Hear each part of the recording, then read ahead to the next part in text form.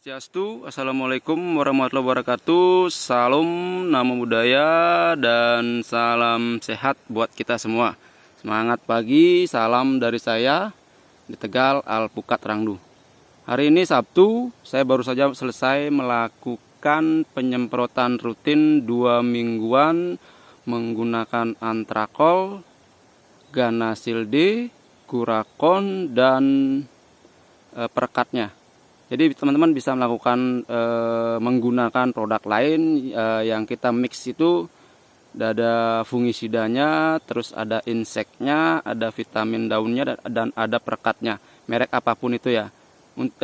Saya lakukan itu untuk mencegah terjadinya kalau kita menggunakan fungisida itu biasanya di bawah-bawah daun jamur itu kadang-kadang ada yang bagian yang hitam-hitam. Lalu saya semprotkan ke seluruh batang ya.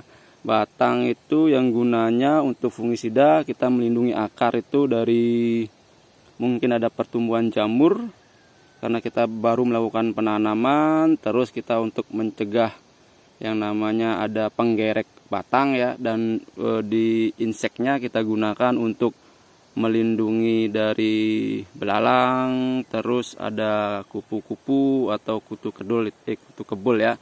Dan Ganasil-D itu memberikan vitamin pada daun.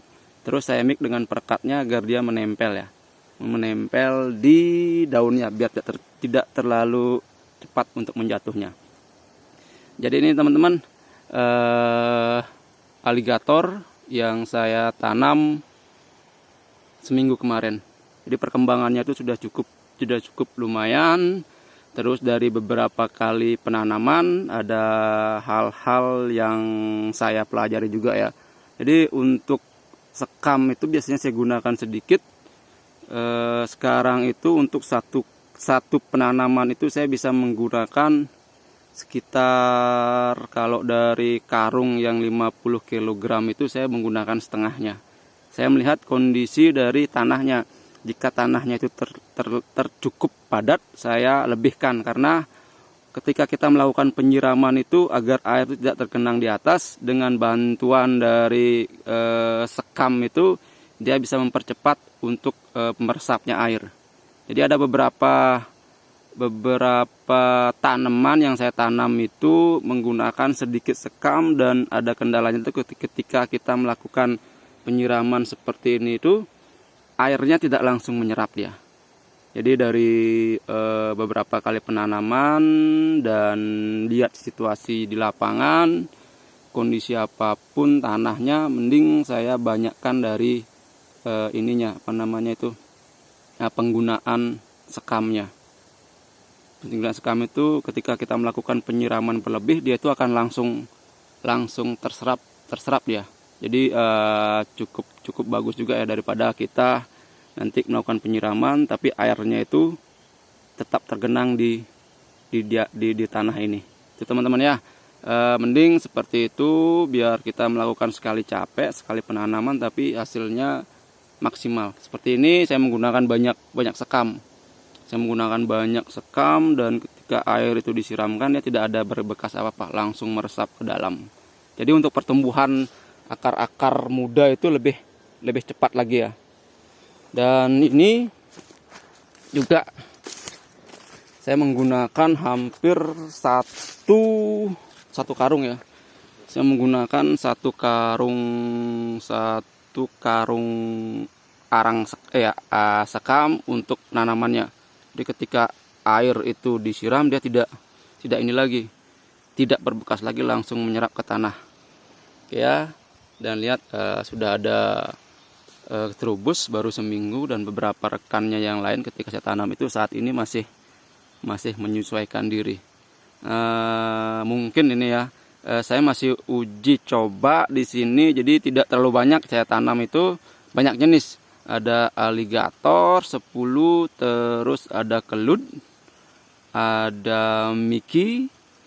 Terus kedepannya ini mungkin saya akan tambah di peluang sama Markus. Saya tidak berani tanam banyak-banyak, saya mau lihat dulu mana karakter pohon alpukat yang cocok untuk di tanah ini. Dan dari perkembangan ini yang saya lihat itu aligator perkembangannya cukup bagus. Terus saya pernah nanam satu Markus, dia perkembangannya juga cukup bagus. Terus Mickey juga cukup bagus. Dan saya masih lihat dari kelut ini, kelut ketika 1 bulan tanam dia belum ada perkembangan. Tapi ini aligator cukup bagus ya. Nanti setelah ini saya mungkin akan coba untuk menanam peluang dan kendil atau Markus, ya teman-teman ya, yang masuk kategori alpokat mentega. Jadi alpokat mentega itu banyak jenisnya teman-teman ya. Alpokat mentega itu kenapa dibilang alpokat mentega? Karena karakter dari buahnya itu, karakter dari dagingnya itu dia berwarna kuning seperti mentega. Itu teman-teman.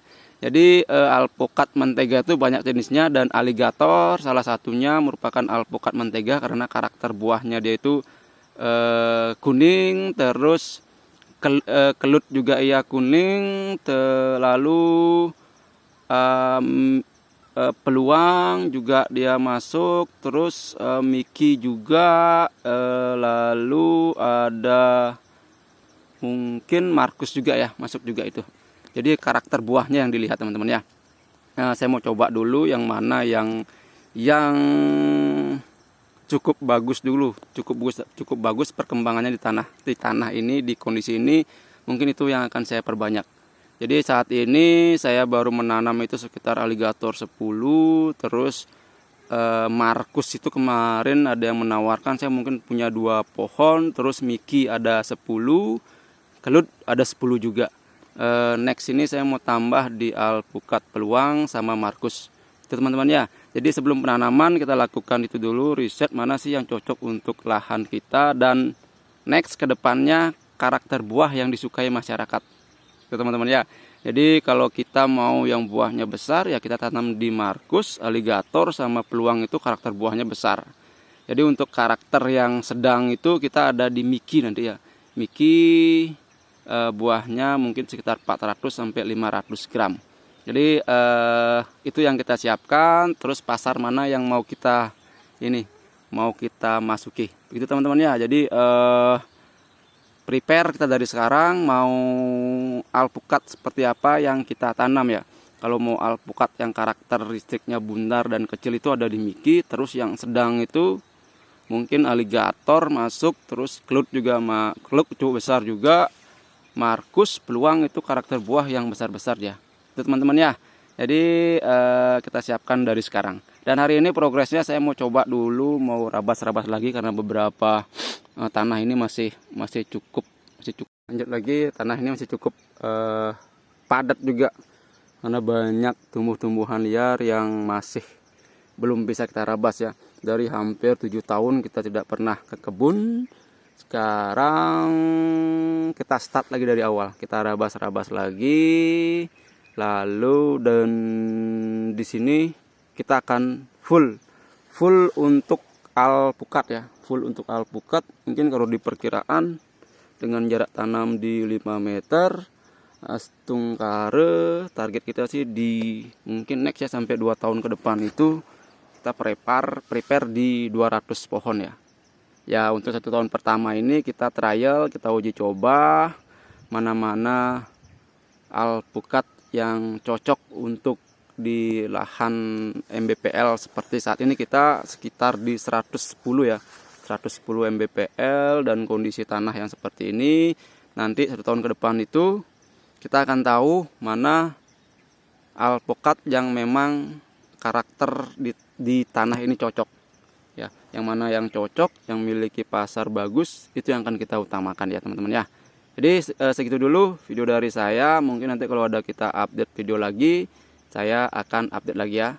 Sekian dari saya, sukseme. Kalau ada video lagi saya update. Salam dari saya di Tegal, Alpukat Rangdu. Ayo kita berusaha, ayo kita bersedekah oksigen kepada alam semesta dengan menanam pohon-pohonan ya. Sekian dari saya, salam dari Tegal, Alpukat Rangdu.